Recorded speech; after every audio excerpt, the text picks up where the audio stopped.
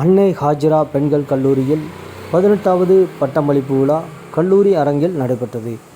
இவ்விழாவில் சையது அகமது தலைமை தாங்கினார். கல்லூரி தாளாளர் ஹாஜி குதாம் முகமது பட்டமளிப்பு விழாவை துவக்கி வைத்தார்.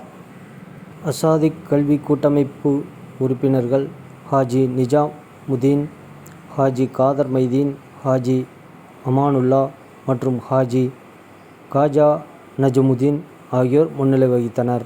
கல்லூரி முதல்வர் ரஜப் பாத்திமா வரவேற்புரையாற்றினார். கல்லூரி தலைவர் ஹாஜி சையது அகமது தலைமை உரையாற்றினார். கல்லூரி பொருளாளர் ஹாஜி ஜாபர் சாதிக், பத்திரிகையாளர் கவிஞர் Madhukur Ramalingam, Kallakurichi radiance IAS academy நிறுவனர் மற்றும் இயக்குனர் ஜனாப் ரஹமத்துல்லா ஆகியோர் வாழ்த்துரை வழங்கினர். ரிசர்வ் பேங்க் ஆப் இந்தியா முன்னாள் மண்டல இயக்குனர் ஜனாப் சதகத்துல்லா சிறப்பு விருந்தினராக கலந்து கொண்டு 173 மாணவிகளுக்கு பட்டங்கள் வழங்கி பேருரையாற்றினார். இவ்விழாவில் பெற்றோர்கள், பேராசிரியர்கள், உதவி அலுவலர்கள் மற்றும் மாணவிகள் கலந்து கொண்டனர்.